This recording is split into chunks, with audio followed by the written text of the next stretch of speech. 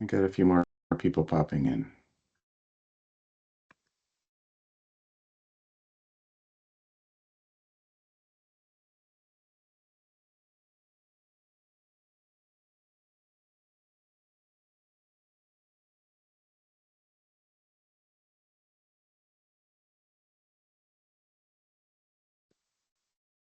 Trying to share my presentation, but it doesn't seem to be showing up.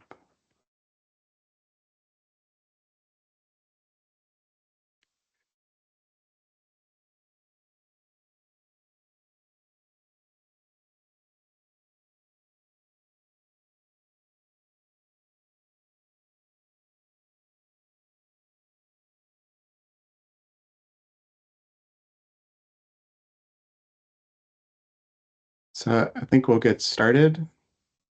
So thanks everyone for joining. So we were discussing, I know it is the middle of summer, so a lot of people are on vacation. But in terms of an agenda, I'll just go through a summary of what's gone on since our last meeting. And then I'll turn it over to Conrad and Frank, who will go through some recent computational modeling results and synthesis of compounds that we actually now have available for testing. Next on the agenda, I'll turn it over to Pete from Variational, and he's going to give a presentation on Variational's platform and their capabilities, as well as talk about some recent developments on a new collaboration that we have pending with Enamine. And then to end off, Rachel is not here today, but the next steps will be talking about getting these compounds tested, the synthesis of the next round of compounds, and I'd like to finish off just by some discussion on how we're going to share both computational data and compound data internally and externally. So in terms of a summary, we do have the first set of compounds that have been made based on that chemical probe from the SGC. So, this is a nice early milestone for the project. As you see, since the last meeting, obviously the project's been initiated and we're starting to gain some momentum. We have completed a second round of computational modeling. This is something that Conrad will be presenting shortly. But what's really, at least we think is interesting from this set of modeling, is it does suggest that there is potential to add solubilizing groups to the A ring of that chemical probe. So we'll share some plans on synthesis potential analogs really to test that hypothesis. A quick update on a grant that Rachel had submitted to the Muscular Dystrophy Association. And unfortunately, we weren't successful with that grant, but the feedback I would say was very positive. It was a really strong proposal. And we did get some feedback. We were encouraged to apply again next year, and we got some feedback I think that we could use in future submissions. And nothing major, easily addressable comments. A couple of them were, do we need full brain penetration for a therapeutic action? Can we actually deliver the drug peripherally in the muscle, for instance? So this was a comment that we got. They would have liked some more information on the patient-derived models that we intend to use and the activity assays. So, like I mentioned, these are all easily addressable comments for a future grant submission. And I did mention that, and this has really come together quite recently, that Variational has been in discussion with Enamine on actually using our PRMT6 project as a use case for both Variational's modeling platform and Enamine's extensive compound library and synthetic capabilities. So I think this is a really exciting potential collaboration coming up, and we'll be expanding our global collaboration and team quite shortly. So is Conrad, are you on the line now? Yes, I am. Okay. So what I'll do is I'll stop sharing my screen and you can put up your slides.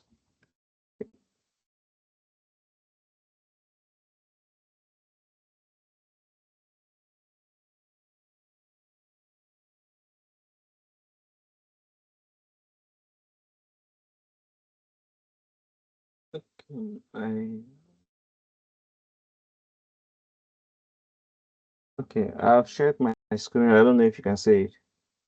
Yeah, it's coming up. Okay. Yeah. Okay. Can I start? Okay. So, good morning to us all once more. So, today I'll be talking with respect to the in silico modeling studies we're carrying out on our site. So, for this PRMT6 project, so far we have been assigned with three main activities, two of which was enumeration and modifications around the C ring, and one was to check for points of attachment for protacs around the A ring. So to start with, this is the request that was given to us for enumeration. So this was the round one enumeration where we're interested with the acyl chloride or carboxylic acid functional group attached to either a 5-membered or a 6-membered ring. And then the atoms or elements of interest were carbon, nitrogen, oxygen, or sulfur for these rings. And then we took all the conditions that were given to us into perspective, and then filtered the chem space library of building blocks to end up with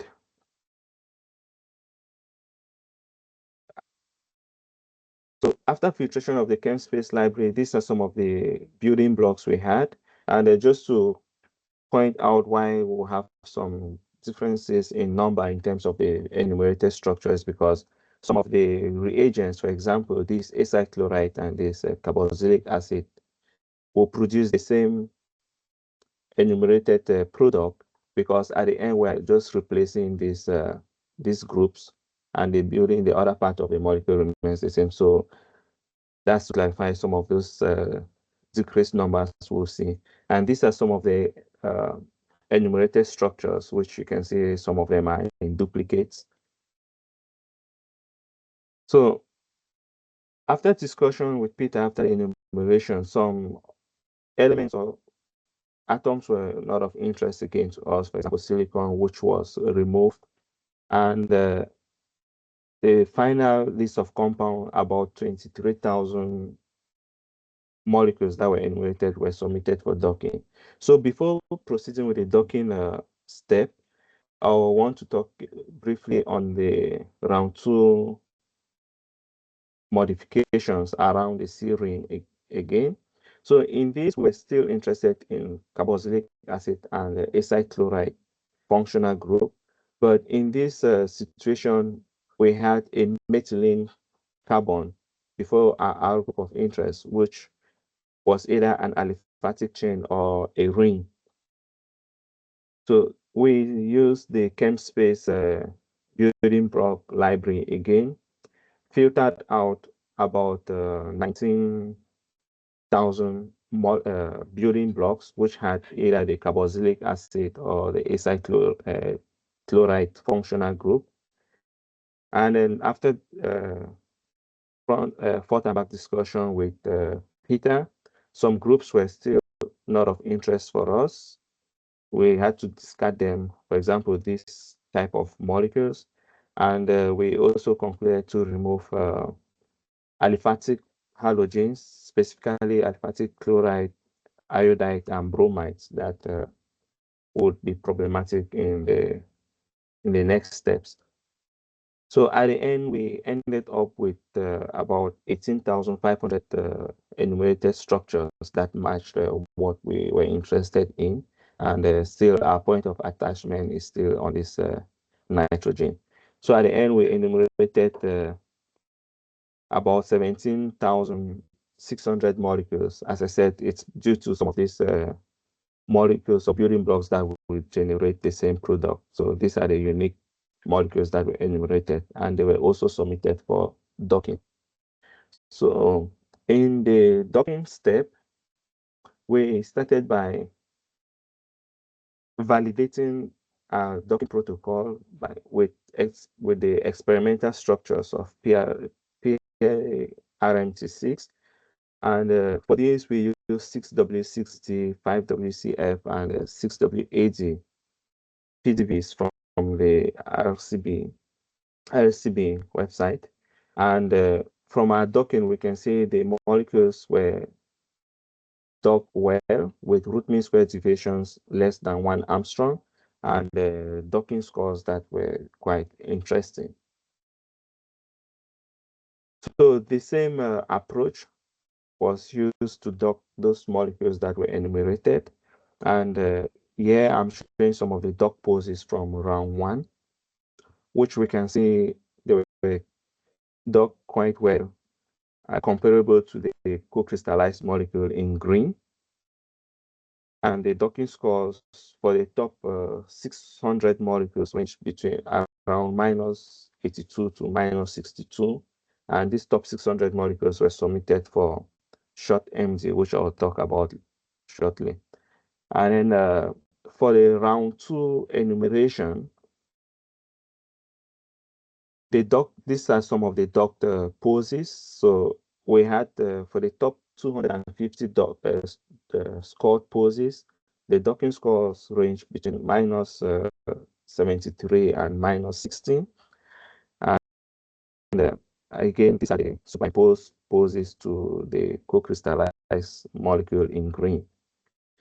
So for this case, 250 top molecules were submitted for short MD simulation.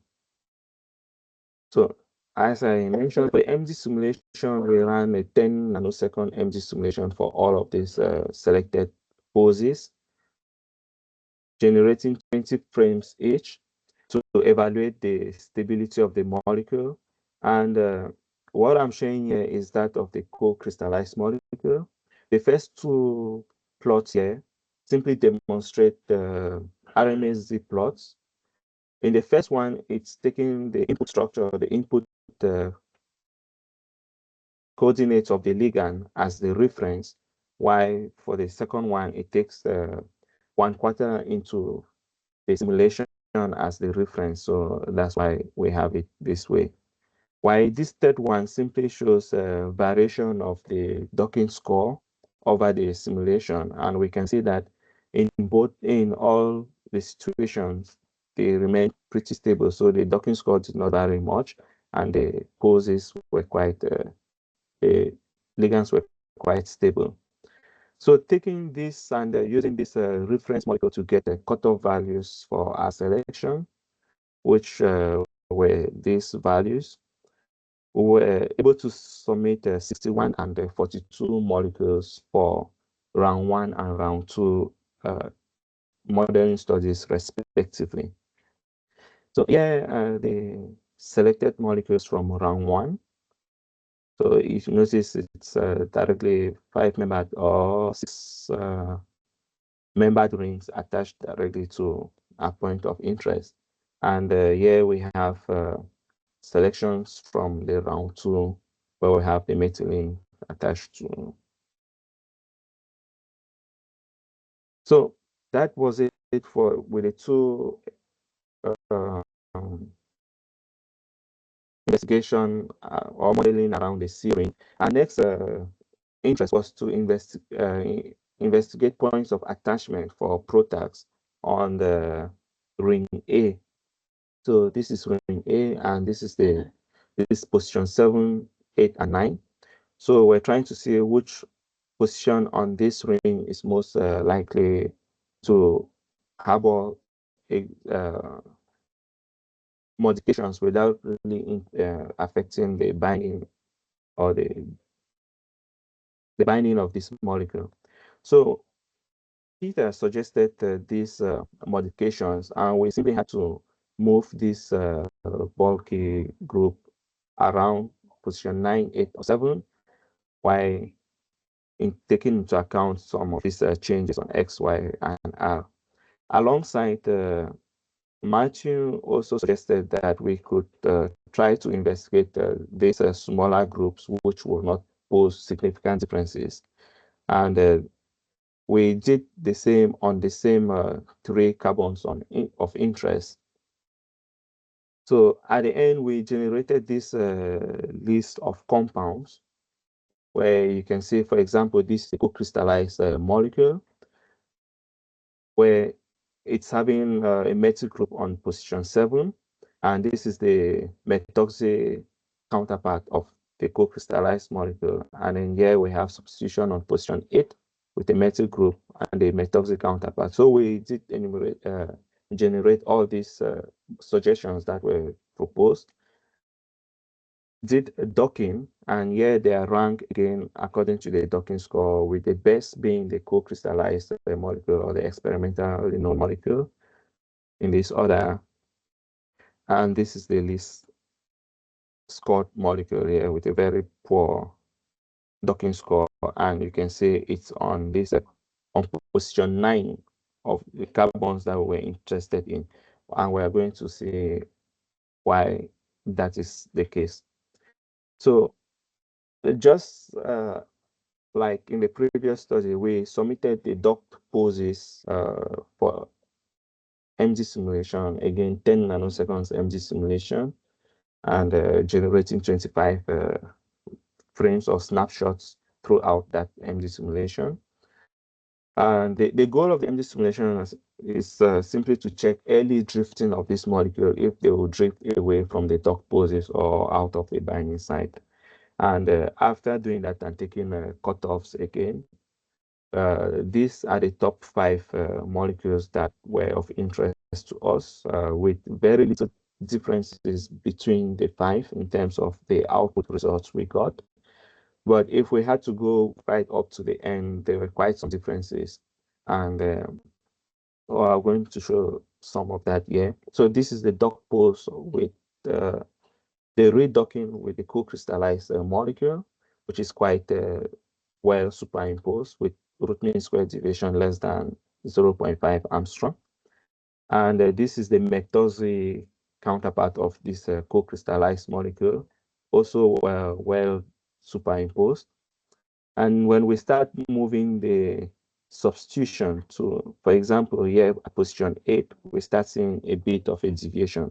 So in yellow, we have substitution at position 8 with the methoxy and the methoxy and the methyl group, which all caused a bit of a shift.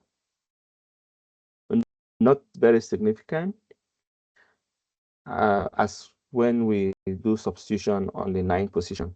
Then here we have substitution on the 8th position with the bulky group, which also caused a bit of a shift, but quite acceptable, and was protruding out of the entrance or cavity that we had interest in investigating. So if we look at the modifications on the 9th position, so in yellow we have modifications on the 8th position, and this is the exposed cavity that we're interested in investigating. In pink with in purple is modification on the 9th position. We realized there were some sort of clashes that will push the molecule really down, affecting the docking scores and all the rest, as we saw, even right up to the stability of the molecule. So that is what we had for this. And just in passing, for the sake of time, we also tried to run a free energy calculation on a retrospective study with free energy calculations, which was quite interesting for this target. Results on an Excel sheet. I can discuss that later if we're interested in. So thank you. That's what I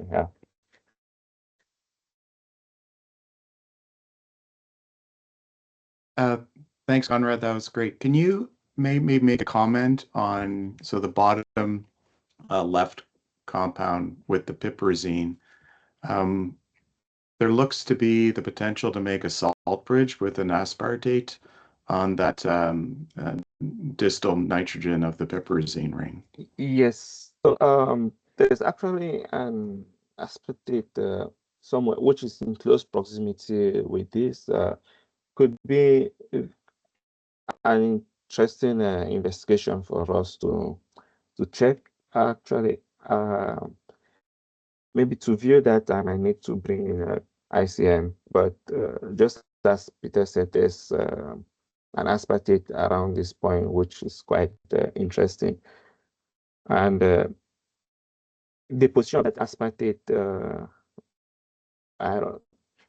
I think it's something we can try, but I can try to pull up the ICM later if it warrants more discussions for us to look at it. Yeah. Well, I have a slide later that I think shows that interaction. So, Yeah. but I think that to me that was interesting that we can potentially take advantage of that as well. Yeah.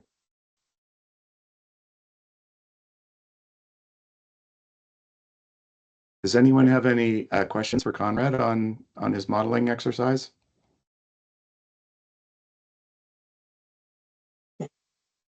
Conrad, with the slide that you were comparing the lead compounds with your ICM calculations a little bit further back. This one? No, it's not the MD, the two forward maybe. This one? Yeah, I mean that one I'm seeing, so the docking score -82 to -62, and then the one where you have the results that have the piperazines on it, some of those were in the 50s. So I wasn't sure. I'm not familiar with ICM, so I wasn't sure of the values, what are considered good or not. Yeah, so these are the structures, and then I think you had some ICM values on. Yeah, it might be this one here. Yes. So the recommended value should be -32 or lower. So in this case, this one, the co-crystallized molecule is quite well docked, but we also have to take into account these modifications, as I said, with the clashes and all the rest, it could contribute to the lower score, the higher score, because here the lower it is, the better. So maybe I can say a word, Conrad. Okay. So yeah, so these scores that you are seeing are the sum of a physics-based score and a machine learning score. So yeah, the folks at Microsoft have two type of score, and their recommendation is to combine both so that they complement each other. And typically for a nicely enclosed binding site like the one we have here, you want to see a score that's like at least -32 or 35 for each of them. So you add them up, you get around -60, 70. That's where you start. You're living in what you see. Okay, that's what I was getting at. I was trying to understand what scores are, potentially good scores when I saw the drop here. And I understand that you're docking to a rigid structure that has the ability to potentially flex to accommodate this as well. So, okay, thank you. Yeah. So that's why Conrad is a little bit generous in advancing some of these compounds to MD to account for, to let the protein breathe a little. Yep, makes sense.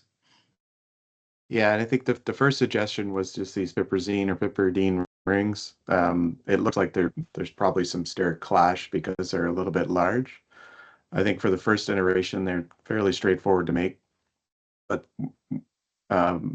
for future modeling exercises, we can think of making just a simple alkyl chain out to a solubilizing group off of that ring. Or your methoxy group, think of extending off of that. Yeah, so these are things that we can certainly think about, maybe once we get some data back on these early compounds. That's good. Thanks. Just to mention that all the data we generated is in the shared link that I had on Google Drive. So for the Variation AI guys, you can just pick it up there. Right. Thank you.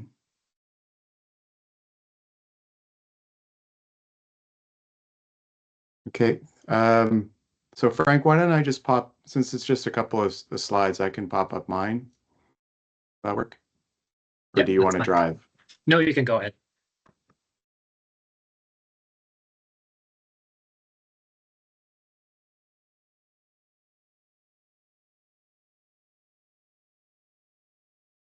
Right. Quick update from chemistry. So we've been able to synthesize, as Pete said, a couple of first analogs from the first round of docking. So we're essentially following the procedure that was detailed in the SGC paper. We had to make first the starting drill. That's the first reaction there. From the benzoic acid. That's more kind of cost effective, and that went quantitatively. What happened then was the next few steps are quite low yielding on scale. That's what we've been finding. So addition of the Grignard reagent onto that fused ring there, followed by decellulation and alkylation ring closure to basically encompassing that first reaction line there. Overall, our yields are, as you can see, Grignard addition 42%, and then alkylation ring closure is 22%. So on scale, we're finding these reactions to be pretty low yielding. And in the paper, they telescoped the 3 steps and reported a 49% over 3 steps. And so ours is a little bit lower. I would like to kind of tweak these conditions a little bit, getting one of our postdocs to look into that to maybe have it maybe a little bit more efficient, because we would like to kind of bank some of this intermediate for analog synthesis, and it would be quite ineffective if all these reactions were quite low yielding. So in an effort to get some first analog synthesized, we carried through or pushed through anyways. So second row there, reduction of that amide proceeded pretty well at 82%. And then amide coupling of that secondary amide was also a little bit low yielding. We did end up switching conditions. In our lab, we generally use TAT2 and DIPIA and DMSO or DMF. And so we were able to get that 50% up to about 60. Again, they also tell us about the 2 reactions there and reported 49% over two steps. So I think we're also going to look into maybe optimizing that amide coupling as well in the background. It's a secondary amide, so coupling is a little bit sluggish or more sluggish than any sort of primary amines. So that's not super surprising, but yeah, like I said, one of our postdocs is going to look into that as well. I think one question. So the Grignard you're using, that was a commercially available one, or did you make it yourself from? Yeah, so that's the other thing, right? So the Grignard reagent is also it's not super available and expensive. So these first steps, we've been using commercially available Grignard reagents. We were also able to carry some of the material when we make it in situ with the bromobenzene. So we can always fall back on that as well if necessary. Were the yields the same with when you generated it fresh compared? Yeah, it doesn't go to completion is the issue. It's a clean reaction. It just doesn't go to completion. So we're gonna look into that a little bit. Okay. Another thing that we could look into is maybe outsourcing the synthesis of the compound on the right. So we might be able to get somebody to make 25 grams of that. If it's cost effective, I think it would be worth at least exploring that.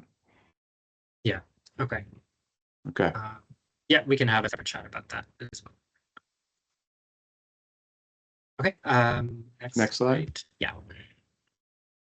Yeah, so we were able to finalize 4 compounds. They're all shown here. So that's from the first round of docking.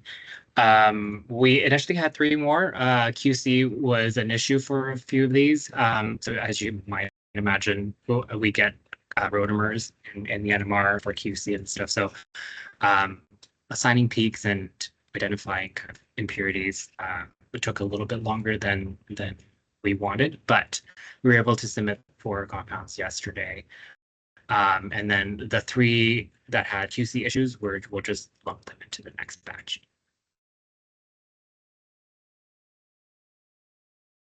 Any questions? So these are basically in 25 meg quantities or so? Yeah, so megs? we synthesize at least 25 to 50 meg quantities of all of them and then submitted a few megs for testing. Right. Okay. So I'll stop sharing and turn it over to Pete.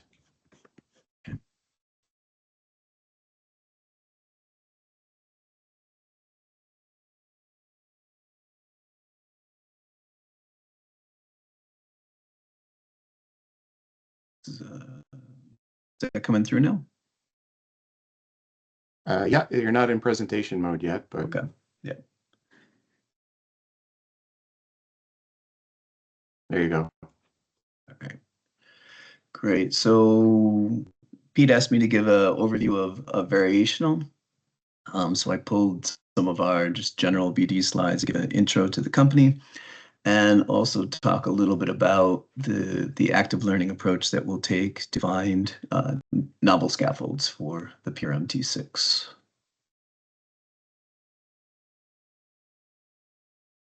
So Variational was started in around 2019. It was started with a group of machine learning scientists, so not drug discovery people, really wanted to take a brand new approach to using machine learning to develop an approach to novel small molecule lead generation. Since then, we've expanded the team to include a variety of medicinal chemists, computational chemists. We're now 18 people. We've been raising capital through a variety of different ways to help fund this effort. And we now have a proprietary foundation model for drug discovery. We take a little bit of a different approach compared to a lot of other companies where we don't need to start with libraries. We can do virtual screening, but oftentimes we jump directly to de novo synthesis. With this particular approach, though, actually, and as Pete mentioned, we're going to look to do a collaboration with Enamine because this is a low data target. There's not a lot of data to train the AI on. And so we really want to ground our efforts first in more accessible Enamine real space for initial exploration of novel scaffolds. We've worked at a variety of different companies so far. I've listed a few names over here of companies that we've worked with. And Pete, I guess we actually could add Agora with mutual agreement. So we don't currently have you on our slides, but happy to do so if that makes sense and is agreeable. Yeah, any promotion that we can get, I'm all for it. Okay, we have one of the people we hired is for marketing, so potentially could even put out. We generally don't do the paid press releases, but maybe a LinkedIn post or something like that. Sounds good. Yeah. He's always looking for ways to get the word out. Yeah, we have Sophia here that can help out with that as well. Okay, so maybe have them collaborate.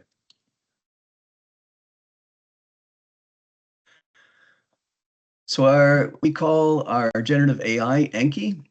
We're different again from a lot of people in the industry where we don't make software to send to everybody, in which case a lot of companies make software, in which case you got to do all of these steps before you can actually start. And so what we do is build the model ourselves. We try to pre-train on a variety of different models, and I'll give you more information on that. So we do all this work for you so that when you start with us, essentially you define your project target product profile, and then we get you the molecules much more quickly than just sending the software. And plus, we're constantly updating the generative AI, so it's just easier if we do that and have the resources to do that. Give you an overview of the different offerings we have. We primarily have worked on high data targets to date, meaning we've been able to train on all the available data and then to develop novel chemistry and novel scaffolds from that. I'll give one case study for that. We are now moving into either no or low data targets, which fits exactly what PRMT6 is. We have a couple of crystal structures, a lead series, but really nothing beyond that. And so this is a good case study for us to show the power of the technology to find additional novel scaffolds. Once we get hits and leads, of course, we can do lead optimization as well. And so really we're end-to-end from hit ID to leads to all the way to lead optimization. We've been building a machine learning foundation model, and the first approach we took was to cover a wide range of therapeutic targets. So targets for which there is sufficient data to develop rigorous training and test sets. We've now shown good performance on a number of different targets of different target classes. We currently have 592 targets for which the foundation model is pre-trained. Of course, that would not include PRMT6 because we're taking an allosteric site approach. If we were looking for an orthosteric inhibitor, we actually have trained on that. So we actually could use that as an off-target if you wanted. So instead, we're going to have to take this active learning approach for this particular project. Question always comes up, yes, but does it actually work in prospective studies? And so I'll give you one case study for a project that we worked on. This was with a large pharma. They were looking for high novelty lead generation. The goals of the project were to inhibit the on target, and I can't tell you what the targets are because, of course, it's proprietary in this case. But they also didn't want to hit 6 related off targets. We're looking for 30 to 100-fold selectivity there. I can say that it was a kinase, so that's you can imagine the off targets when you're looking at an orthosteric inhibitor to a kinase. The homology is quite high. Reasonable physical chemical properties as defined here. And then the novelty here was defined as less than 0.5 tandem similarity and no occurrences of a Bemis-Merkel scaffold in the various databases. So basically anything that's been published. And then furthermore, likely to be synthesizable within 10 steps from commercially available materials. In this particular case, the pharma did not share any of their data. They've been working on this for some time. And so it was really a test case for us to be able to show using just the publicly available data to see if we can generate novel scaffolds of interest to them. The basic process that we take is we assemble ahead of time all the experimental and computational data, and then use machine learning techniques. And I'm not a machine learning scientist, I'm a medicinal chemist, where they construct this generative space that is smooth with respect to all of the properties. So the on targets, the off targets, the physical chemical properties, all are put into the model at once. Then we generate a variety up to hundreds of thousands of compounds that are predicted to have the desired properties for the TPP. Then we triage based upon docking, multi-parameter scoring on all of the predictions for the target product profile. We also incorporate retrosynthetic analysis to make sure we're making practical compounds. And then lastly, we can put it through a more rigorous computational model, absolute binding free energy to make final selections.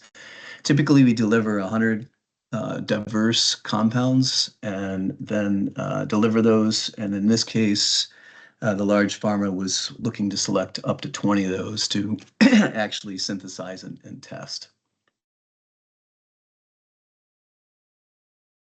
this just gives a quick snapshot of the results from this.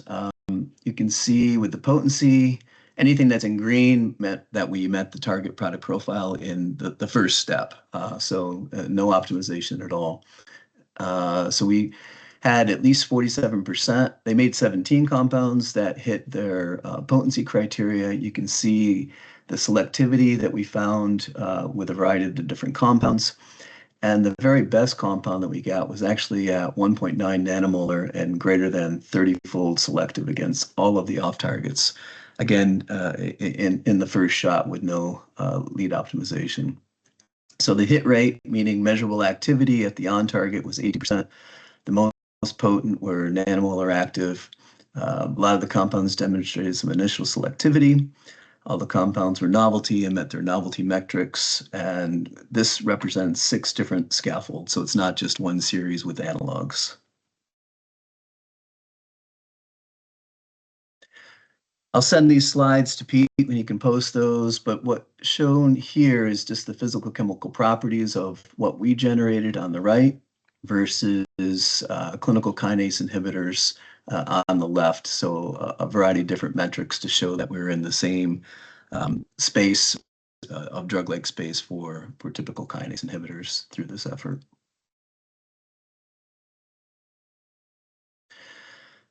All right, so the other thing that we offer now, which includes active learning, which is what we propose to use for PRMT6, because like I said, it's an allosteric target. Only a handful, I think it's 50 or so compounds, for which we have data, and it is one series. And so we'll take a different approach for this one.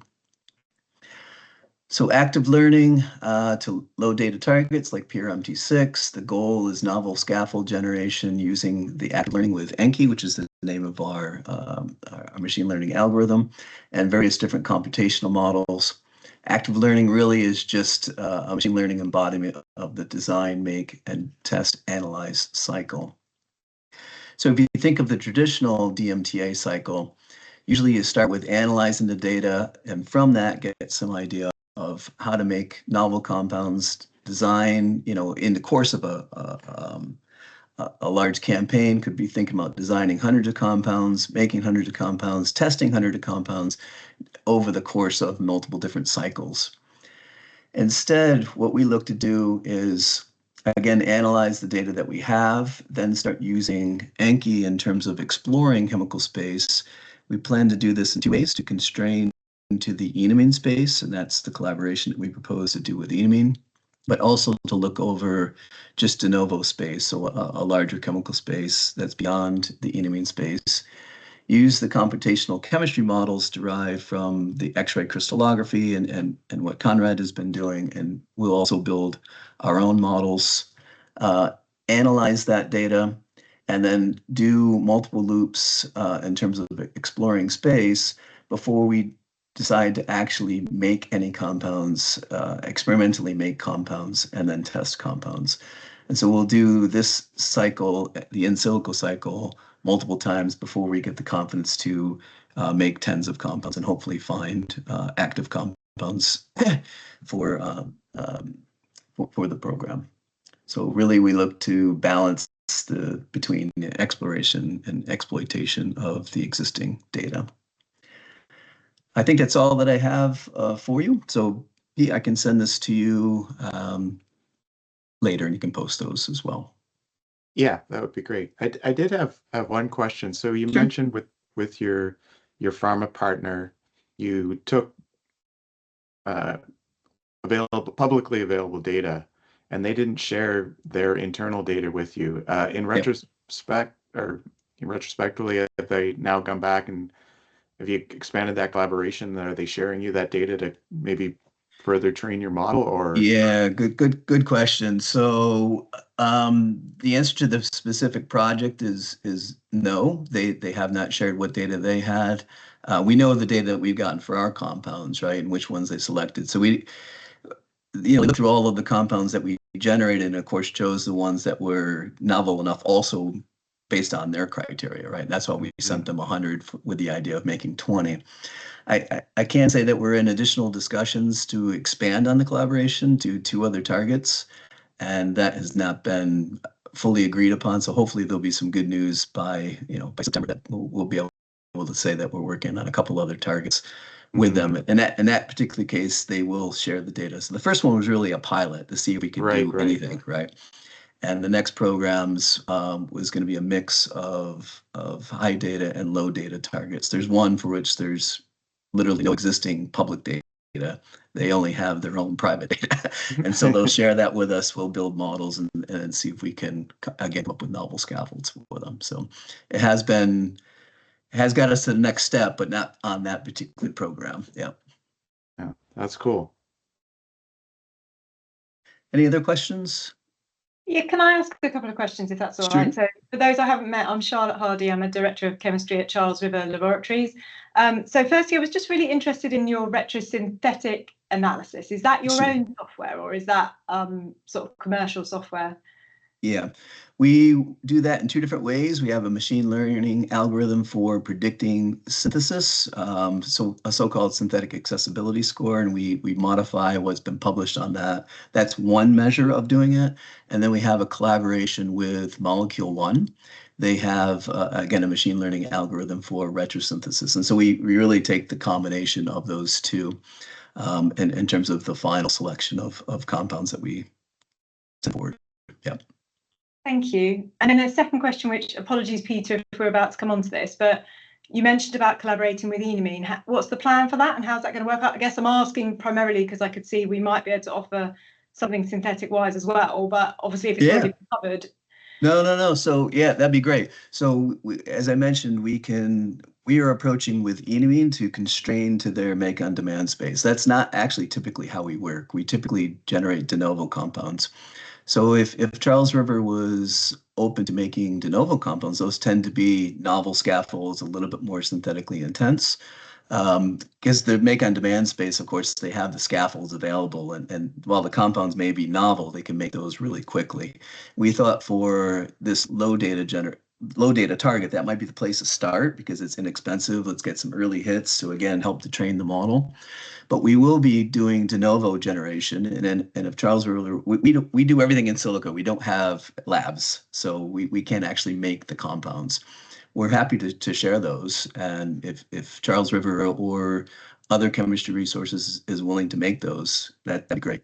Then what we find and from other programs is that the make-on-demand space, as you know, was made because it's synthetically accessible. It wasn't made for this program. It might be able to find some hits, but we have plenty of data where one other project where we worked on make-on-demand spaces and then did the de novo. The de novo compounds are made for the particular program. Oftentimes, those are much better than the ones you can find. It just happen to be available from Enamine. Even though that's a large space, in chemical space, it's still a drop in the bucket, right? Yeah. No. So we may have some resource availability coming up. So we should definitely keep talking because we definitely do that side of work. The other area we might be able to add value is once we have something, if there's array chemistry that needs doing, we have quite good capabilities in that space too. So we might be able to offer higher numbers quite efficiently to kind of feed that design, make, test cycle and help you explore basically. So what we'll do, because this is open science, we'll be posting, the results in terms of the exploration of the Enamine space.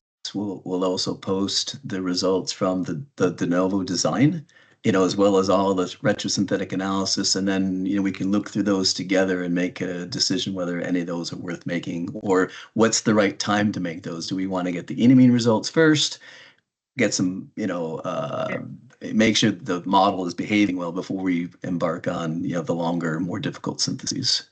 But we can work together on that as we go forward. No, sounds good. Thank you. Yeah, thanks, Charlotte. That's really good news. If there is time, I had one quick question for Pete. So considering the low data for this target, are you still considering using a variational autoencoder in your optimization? Yes, and I'm probably not the right person to ask that question. We use still use variational autoencoder, but there's also other techniques that we use. Most of that's proprietary in terms of the AI. If you wanted to get a deeper understanding that's, I could invite Jason. You've met Jason before, Jason Ralph, to give you an idea of what other things are done. Yeah. So it's not just variational autoencoders anymore, even though the name of the company is Variational. Thanks. That's probably the best answer I can give you without, if you want more, bring in someone that knows it for sure.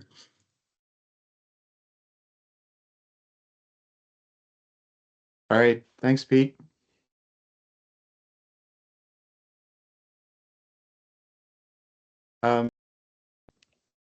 So I'm going to go and share.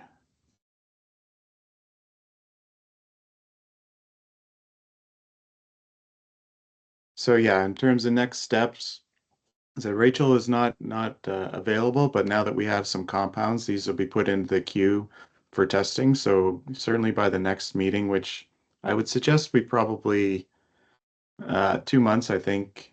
So sometime in September we'll have our next meeting, and by then we'll have data to present. But just quickly, some thoughts on next steps for synthesis.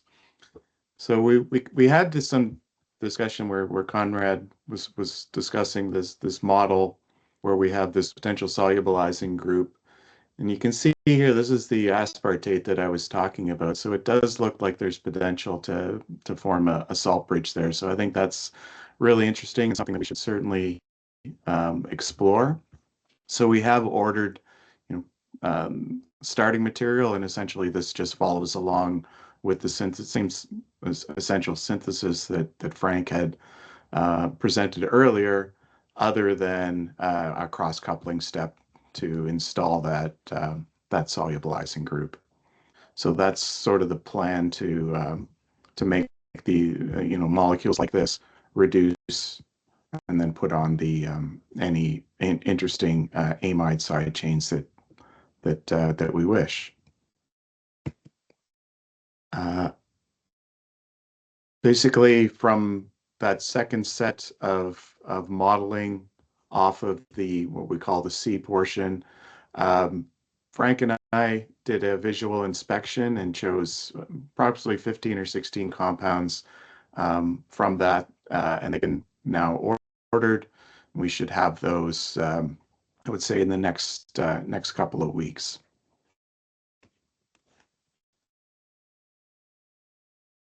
So the last thing I just wanted to go over is data sharing. So internally, the UHN group is using CDD Vault, and we'll have a license for that as well. So I think that internally we can store all of the compound data in CDD Vault, and I think there are, I don't know how to do it exactly yet, but there are mechanisms where we can export that data from CDD Vault and put it onto something like Zenodo. And that's the platform that we've started to use with our other program. But we have been speaking to Ben from the SGC, and they're developing, Matthew would know more about this than myself, but developing a platform that we might be able to share data using their what's the name? AirCheck. Sorry.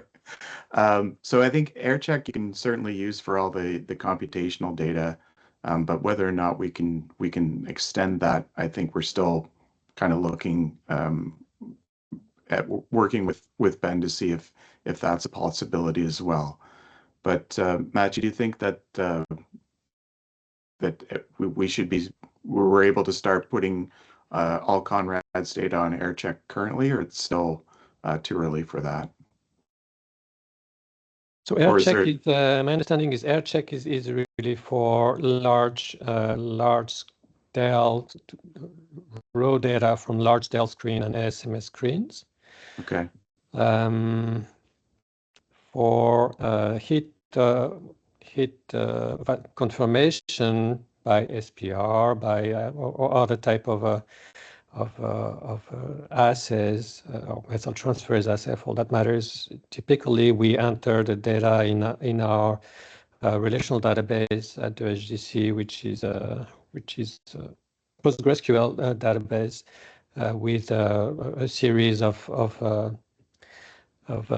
graphic user interfaces that we're using that can be exported in many different formats that probably compatible with CDD, I would imagine.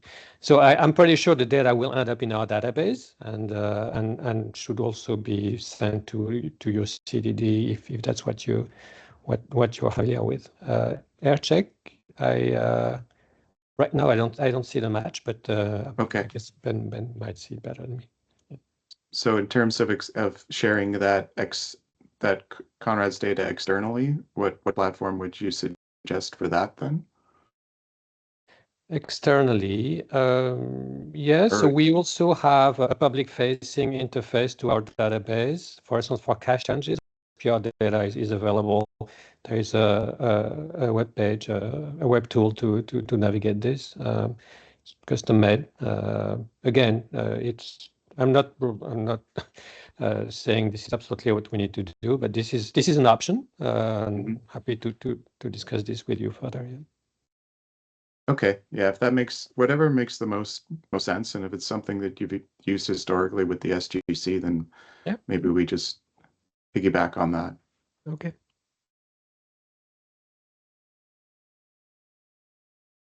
Okay, we're coming up to the top of the hour. I don't have anything additional to present. Like I said, I think we'll look at scheduling another broad team meeting probably the second or third week of September. So I can send out an invitation for that. Does anyone have any additional thoughts or comments before we end the meeting? Happy summer, everyone. Yeah, happy summer. Thanks, Great everyone. to see it kicking off, actually. Yeah. Yeah. No, I think it's pretty exciting to see that we're starting to really gain some momentum, and once we get those compounds in for testing, and there's already a cycle of compounds being made, so things are we're data's going to start rolling in. All right, everyone. Talk to you soon. Take care, Thank everybody. you. Bye. Thank you. Bye.